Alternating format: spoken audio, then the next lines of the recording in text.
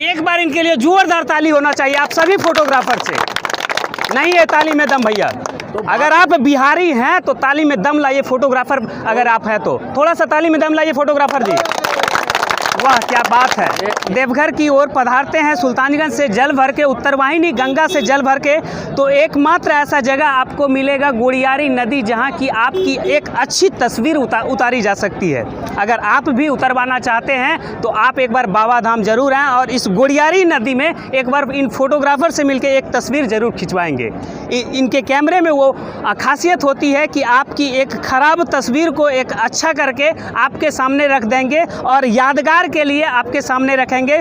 आप अगर साल में एक बार यहाँ आते हैं तो पूरे साल इनको याद रखेंगे, लेकिन उसी फोटोग्राफर को इस गोड़ियारी नदी में तंग किया जाता है, उससे अवैध वसूली किया जाता है। इसके लिए मैं आज यहाँ आया हूँ और यहाँ के लोकल विधि व्यवस्था से हम कहना चाहेंगे कि फोटोग्राफर के साथ अगर ऐसा होता है तो वो बिल्कुल गलत है। चाहे कुछ भी हो, फोटोग्राफर हमेशा एक दूसरे की भलाई के लिए सोचता है। आपके घर में अगर कोई फंक्शन हो रहा है तो एक फोटोग्राफर ही ऐसा होता है जो कि आपकी भलाई के विषय में, आपकी तस्वीर के विषय में सोच सकता है। मैं जानना चाहूँगा, एक हमारे यहाँ के फोटोग्राफर टीम के मेंबर हैं जो कि बहुत सालों से यहाँ काम कर रहे हैं, उनसे पूछना चाहेंगे कि आखिर आपको यहाँ के लोकल व्यवस्था के द्वारा क्या क्या परेशानी का सामना करना पड़ा। क्या नाम है सर आपका? मेरा नाम गोविंद यादव है। कहाँ से हैं आप सर? मेरा गांव यहीं गोड़ियारी ही है जी। और विगत 20-25 मैंने हम लमसम 1990 से पूर्व से ही फोटोग्राफी करते थे।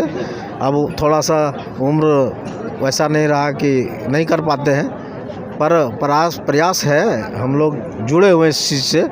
और जुड़ने का मतलब है कि जितना युवा है यहाँ, गरीब इलाका है, पहाड़ी इलाका है, और बोलबम क्षेत्र एक गोड़ियारी ऐसा चीज़ है कि बम के नज़र में ये नदी का जो है खासियत है, थकावट 70-75 किलोमीटर का थकावट।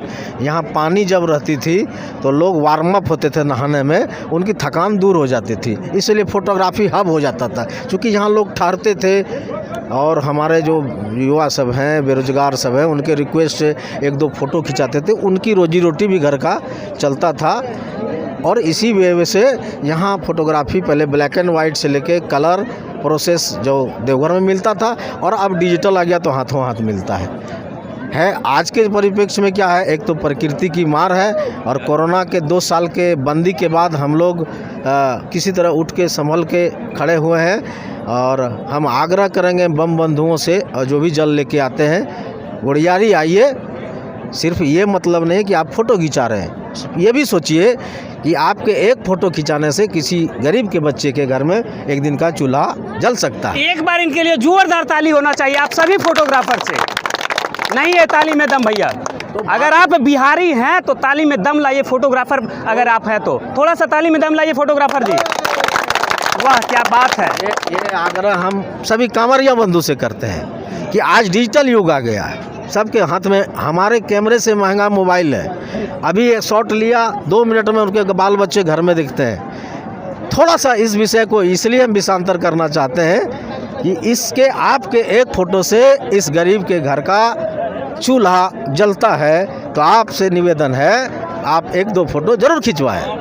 रह गई परेशानी की बात, जिला प्रशासन का आदेश था या नहीं था तो ये मैं नहीं जानता हूँ, मगर यहाँ पंचायत के द्वारा सफाई के नाम पर कुछ दिन अवैध वसूली हुआ। क्या वसूली किया जाता था? अरे रसीद काट दिया जाए। कितना का रसीद? एक फोटोग्राफर का कितना रसीद था? मनमानी था, किसी से 100, दुकान वाले से 200, किसी से खोमचा वाले से 50, किसी से 100। ये कोई रेट नहीं था उसके लिए, क्योंकि वो हमको जैसा लगा उसमें ना सिग्नेचर है ना मोहर है, कुछ नहीं। ये रसीद आपने, और ये रसीद कट जाता था। तो इस प्रकार से मैं तो धन्यवाद दूंगा SDM साहब का, वो आए थे इस दरमियान, उनको लगा कि यहाँ अवैध वसूली हो रही है, तो कल चिट्ठी टाइप मैंने निर्गत हुआ, जिसकी की कॉपी हम लोगों के पास आया। का आज से वसूली बंद है। हम उनको अपने फोटोग्राफर और तमाम दुकानदार के तरफ से उनको धन्यवाद तहे दिल से देते हैं कि गरीब इलाका है, 2 पैसा रोजी रोटी है, यहाँ ना चोर है, ना पॉकेटमार है, ना बदमाश है। अच्छा, एक फोटोग्राफर आप लोग जो है दिन भर मेहनत करते हैं, धूप में मेहनत करते हैं, उसके बाद कितना रुपया एक फोटोग्राफर कमाते सर, हैं? एक फोटोग्राफर दिन भर में 50, कोई कुछ ऐसा है जो 20-25, और कुछ टैलेंट लड़का है जो एक्सपीरियंस है वो 50-60, तो मान के चलिए 400 से 500 रुपये ये मजदूरी। अभी के डेट में वो भी दिक्कत है। ये कोरोना के बाद बम मैंने जो धूप है इसमें ज़्यादातर बम मैंने बस से या कार से ट्रैवल कर रहे हैं, पैदल वाला कम हो गए हैं, इसलिए हम लोगों का जो अपेक्षा जो था उससे कम काम हो रहा है। देखिए, फोटोग्राफर के साथ कितना अन्याय किया जा रहा है, जबकि प्रशासनिक ऐसा कोई भी सूचना नहीं है, जिलाधिकारी का ऐसा कोई भी सूचना नहीं है कि लोकल मेला प्रभारी या फिर कोई भी व्यक्ति फोटोग्राफर से पैसा ले। आप खुद बताइए कि 20 रुपया में एक तस्वीर एक बम का निकाल के दिया जाता है और उसमें एक फोटोग्राफर को मुश्किल से 12 या 15 रुपया की बचत होती है और उसी 12 या 15 रुपया में वो पूरा परिवार चलाता है। क्या आज के समय में 12-15 रुपये में उसमें मशीन का खर्च और पेपर का खर्च भी है सर।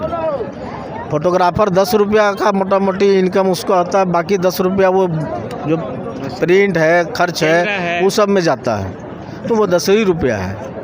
और आज ये रेट अब से नहीं है, 10 साल से वही रेट है। सारा चीज़ का रेट बढ़ गया सर, यूज होने वाला सारा मटेरियल का जो रेट बढ़ गया, लेकिन आज भी ये लोग उसी रेट में काम कर रहा है। बम भाइयों से भी एक निवेदन होगा कि अगर आप सुल्तानगंज से देवघर नगरी की ओर जा रहे हैं जल उठा के कांवरिया लेके, तो इस नदी में आकर एक अपना तस्वीर ज़रूर खिंचवाएं ताकि इन फोटोग्राफर की पेट चल सके, इन फोटोग्राफर का घर चल सके और घर की चूल्हा जल सके, इनके बीवी बच्चे सही से रह सके। आपकी एक तस्वीर खिंचाने से इन सारे फोटोग्राफर का घर चलेगा और इन सारे फोटोग्राफर खुशी खुशी जिएंगे। हालांकि डिजिटल जब से समय आ गया है, मोबाइल का समय आ गया है, तो ज़्यादातर बम से सुनने को मिलता है कि हम मोबाइल में फ़ोटो खींच लेंगे, लेकिन आपको ये भी पता होना चाहिए बम जी कि आपको उस तस्वीर की हार्ड कॉपी निकालने के लिए किसी न किसी प्रिंटर वाले के पास जाना होगा और वहाँ आपको 20 रुपया देना होगा। इससे अच्छा है कि ये फोटोग्राफर आपको निकाल के देगा 20 रुपये में एक तस्वीर और उससे अच्छा तस्वीर मिलेगा आपको।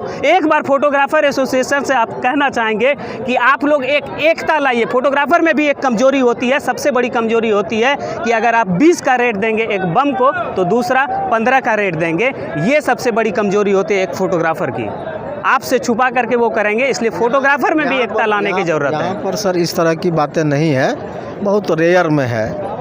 प्रयास हम लोग का है कि आपस का कुछ बात ना हो, इसलिए हम लोग ये पूरा मॉनिटरिंग रखते हैं कि ताकि कोई आपस में बाताबाती झंझट या कुछ ऐसा बात ना हो। तो हम लोग प्रयास रखते हैं कि किसी भी तरह से अगर कोई बातें कुछ। अच्छा, यहाँ पे कितना फोटोग्राफर होंगे अभी? 250 से लगभग। 250 से भी ज़्यादा? जी, 250।